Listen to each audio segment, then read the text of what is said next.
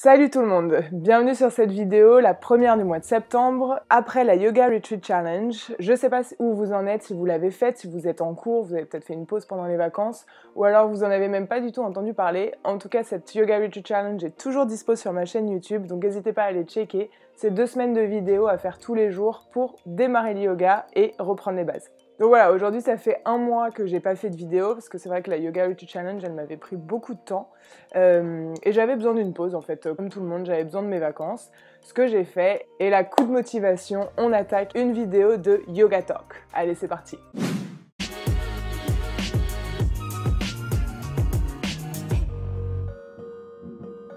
Donc le sujet de cette vidéo aujourd'hui ça va être de comment choisir son professeur de yoga. Pour ma part, ce sont plutôt mes amis et mes proches qui n'ont pas forcément la possibilité de venir à mes cours qui me posent cette question. Et c'est vrai que parmi vous, je sais qu'il y en a qui vivent pas à Paris ou à Reims et qui peuvent donc pas venir à mes cours physiques et qui me posent souvent la question comment choisir son prof de yoga, que ce soit en vacances ou que ce soit chez vous, peu importe où vous êtes. C'est donc pour ça que j'ai décidé de faire une vidéo Yoga Talk pour pouvoir répondre à cette question. Évidemment, sachez que tout ce que je vais vous dire par la suite, ce sont mes points de vue, c'est comme ça que moi j'ai appris à choisir mes professeurs et en tant que professeur aujourd'hui, ce que je trouve important de savoir avant de pouvoir s'engager dans un cours. Allez, on commence. Premièrement, avant de choisir son professeur, il faut savoir quel style de yoga on veut faire. Vous savez, le yoga, c'est comme la danse, il y a plein de styles de danse différentes. Vous avez le classique, vous avez le modern jazz, vous avez le contemporain, vous avez le tango, vous avez plein de choses. Et le yoga, c'est la même chose. Vous allez donc avoir du hatha, du vinyasa, du kundalini, ou des yogas beaucoup moins traditionnels comme l'acro-yoga, le aéro-yoga, le hit yoga, le power yoga. Tous ces yogas qui en fait sont beaucoup moins traditionnels, qui sont pas forcément enseignés en Inde, mais qui ne sont pas pour autant moins intéressants. Donc pour commencer, il va falloir se poser la question de qu'est-ce que vous recherchez dans le yoga. Est-ce que vous cherchez à être plus calme, à être plus souple? Est-ce que vous cherchez à pouvoir vous dynamiser, vous challenger? Est-ce que vous cherchez à perdre du poids ou simplement à redresser votre posture et faire attention à certaines blessures que vous avez? Peu importe la raison pour laquelle vous avez décidé de vous mettre au yoga, cette raison est la bonne et va vous orienter vers le yoga qui vous correspond. Alors le thème de cette vidéo n'étant pas l'explication des différents styles de yoga, on va essayer de passer ça, vous avez plein d'articles sur internet, vous avez des vidéos même sur ça, donc je vous laisserai faire vos recherches de votre côté et si vraiment vous voulez une vidéo dessus, on met en commentaire. Ensuite, on vient donc au choix du professeur. Le choix du professeur dans un cours de yoga, c'est quelque chose qui vous est techniquement très personnel. Chaque professeur est différent, chaque professeur a fait des trainings différents avec des gourous différents ou d'autres professeurs différents et il enseigne évidemment des yogas différents. Donc c'est pas parce que vous allez à un cours de yoga une première fois et que vous aimez pas ça que ça veut dire que vous aimez pas le yoga. Ça veut dire juste que le professeur ne vous correspond pas. Et ça, heureusement, il y a tellement de professeurs que vous avez le choix. L'alchimie entre un professeur de yoga et son élève, c'est vraiment très important dans un sens comme dans l'autre. Si vous sentez que ça passe pas, c'est que ça passe pas et c'est pas grave, on va voir ailleurs. Mais le but de cette vidéo, c'est de vous guider à trouver le bon professeur pour éviter de passer des heures dans des studios différents avec des profs différents à trouver le bon professeur qui vous correspond. Alors bien sûr, avant d'aller à un cours, vous pouvez déjà faire vos propres recherches sur le professeur ou le studio avant de réserver votre cours. C'est vrai que maintenant avec internet, sur Instagram, sur les sites des studios, dans les articles, dans les vidéos, vous avez souvent des descriptions des professeurs, du parcours qu'ils ont fait, comment ils en sont arrivés à devenir professeurs, et ça vous aide déjà beaucoup. Et par rapport à la formation qu'a fait le professeur de yoga sur lequel vous êtes, il y a souvent 3 styles qui reviennent. Il y a les professeurs qui ont fait leur training en Inde ou au Népal, qui est en fait le berceau du yoga. En fait, c'est là où le yoga fait partie de leur culture. Les Indiens grandissent avec ça et nous l'enseignent. Donc pour moi, ce sont des formations qui sont quand même crédibles et qui nous assurent un background quand même assez spécialisé et assez safe, on va dire, par rapport à ce qui est enseigné. Au-delà de l'Inde et du Népal, il y a quand même d'autres gros pôles dans le monde qui font du yoga, notamment en Indonésie, à Bali, où là vous avez des écoles de yoga qui sortent de partout. Vous avez aussi le Costa Rica, la Thaïlande, tous ces gros points qui sont connus pour le yoga, où beaucoup de professeurs indiens comme locaux s'y réfugient pour pouvoir enseigner. Et vous avez des élèves du monde entier qui viennent pour assister à leurs cours et bénéficier de leur enseignement. Et ensuite, vous avez les formations un peu moins internationales. Vous qui regardez cette vidéo, comme moi, je suppose que vous êtes en France. Donc dans le cas de la France, il y a des écoles de yoga, il y a des formations, qu'elles soient faites par des professeurs dans des studios ou dans des vraies écoles avec des formations intensives d'1 mois ou plus. Et là encore, comme pour les 2 autres points, on peut trouver de bonnes formations et de mauvaises formations.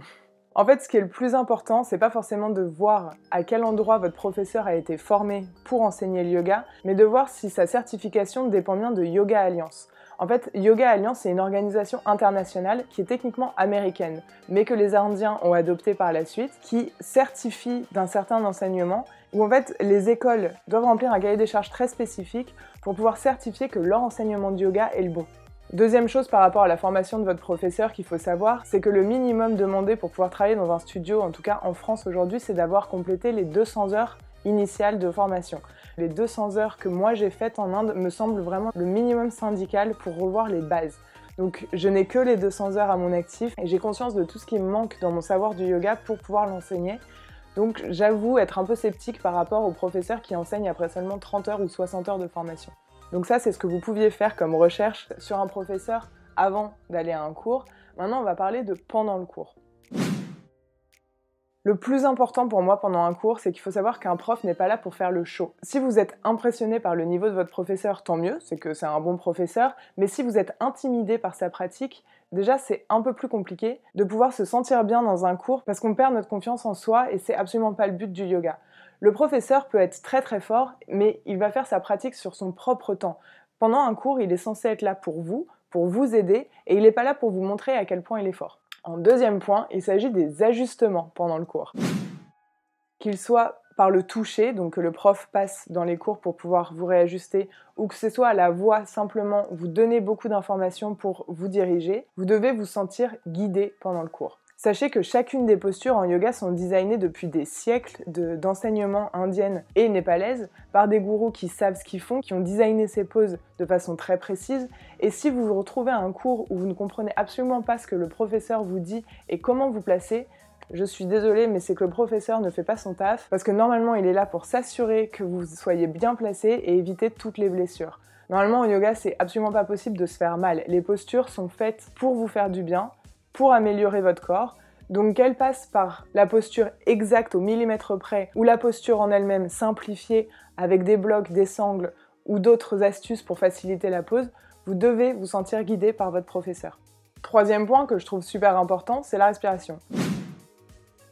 Le principe du yoga, c'est d'apprendre à respirer. Que ce soit la respiration Ujjayi dont on a déjà parlé dans tous mes cours, je vous rabâche tout le temps avec cette respiration qui est la base d'un flow de yoga, mais aussi tous les autres styles de pranayama. Si votre professeur ne vous apprend pas à bien placer votre respiration sur vos mouvements, c'est qu'il devient un prof de gym ou de danse ou je ne sais pas, mais le principe du yoga, c'est de vous apprendre à respirer dans vos mouvements et dans vos postures.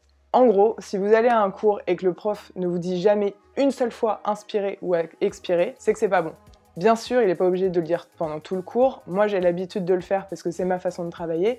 Mais ce qui est important, c'est que vous fassiez bien attention à votre souffle. Et si le prof ne vous aide pas à respirer, c'est que c'est next. Après, dans notre petite communauté de profs de yoga, j'ai le sentiment qu'il y a un peu deux styles d'enseignement. Vous allez avoir un prof qui est en fait un guide de yoga, donc celui qui va vous designer tout un flow avec un certain but dans la tête, par exemple vous faire respirer, vous faire ouvrir le cœur, vous faire ouvrir les hanches, mais qui va pas forcément en parler et qui va juste guider son cours à la voix et ce sera à vous de le suivre pour sortir du cours bien, mais sans forcément avoir appris quelque chose. Et il va y avoir le professeur qui lui va vous enseigner quelque chose, qui va vous apprendre une pause, qui va vous expliquer pourquoi vous la faites, pourquoi on a fait ça comme ça. Et en fait, à la fin du cours, vous ressortirez avec quelque chose que vous avez appris. Pour ma part, j'aime penser qu'un bon professeur de yoga vous enseigne le yoga dans le but que vous puissiez en faire tout seul. Alors bien sûr, même quand on est capable de faire sa propre séance de yoga, c'est super agréable de continuer d'aller à des cours, de se faire réajuster à la main, de prendre l'inspiration de certains autres professeurs, et ça ne veut pas dire qu'on arrête d'aller à des cours parce qu'on sait faire du yoga. L'idée reste quand même de repartir d'un cours avec le sentiment d'avoir appris quelque chose et pas simplement d'avoir fait une séance de sport et on reprend le cours de sa vie normale. Et enfin, le dernier point pour juger si le professeur sait de quoi il parle ou non pendant un cours, ça va être son enseignement des postures. Alors ça va être pas forcément pour les débutants. Donc les personnes qui démarrent le yoga pour la première fois vont pas forcément avoir ce recul de savoir si l'enseignement de la posture est bien parce qu'ils partent de zéro. Mais quelqu'un qui a déjà été à 4-5 cours, qui a déjà fait des chaturanga, des salutations au soleil, un chien tête en bas, ou quelques postures en fait qui reviennent très très souvent pendant nos cours. Si vous avez le recul de savoir comment faire ces postures de base, la façon dont le professeur en face de vous va vous l'enseigner va en dire beaucoup sur son enseignement et savoir si ça vous correspond ou pas. Donc n'hésitez pas à faire vos recherches aussi sur les postures, ça peut être intéressant. J'ai une playlist sur cette chaîne YouTube qui reprend les postures de base et comment les placer, mais vous avez encore une fois plein d'articles, surtout le site internet Yoga International qui reprend posture par posture, qui vous donne les noms en sanskrit, qui vous donne la façon de respirer dans la pose, la façon de se placer, les modifications si vous voulez simplifier la posture. Ce site il est super, franchement, Yoga International, n'hésitez pas à aller checker de temps en temps. Il y a aussi Yoga Journal qui est top pour ça d'ailleurs. Donc faites vos petites recherches sur les postures de base, surtout la salutation au soleil. Donc en conclusion, choisir un professeur de yoga, finalement, c'est pas si compliqué, mais c'est très personnel. Donc il faut faire ses petites recherches, il faut essayer des cours et il faut pas se décourager. Vous saurez que vous avez trouvé le prof qui vous correspond quand pour vous aller à un cours, ce sera quelque chose que vous ferez avec le sourire et que vous repartirez en vous sentant réénergisé, reboosté pour la soirée ou la journée si vous l'avez fait le matin. En attendant, c'est quelque chose qui doit vous faire du bien. C'est tout pour cette vidéo Yoga Top. J'espère que j'ai réussi à vous aiguiller par rapport à cette question de comment choisir son professeur de yoga. Si c'est le cas, n'hésitez pas à mettre le petit pouce en l'air pour me montrer que je vous ai bien aidé. Si vous avez d'autres remarques ou d'autres points dont je n'ai pas parlé par rapport à la recherche d'un professeur de yoga qui vous correspond, comme d'habitude, n'hésitez pas à me le partager en commentaire. Ça m'intéresse de savoir pourquoi vous avez choisi ce prof et quelles sont les questions que vous vous êtes posées à ce moment-là. Enfin, si vous aimez ce petit format du Yoga Talk pour répondre aux questions de yoga que vous pouvez avoir, n'hésitez pas à me laisser les questions que vous avez toujours dans les commentaires ou en message perso et j'y répondrai aussi vite que possible dans une prochaine vidéo.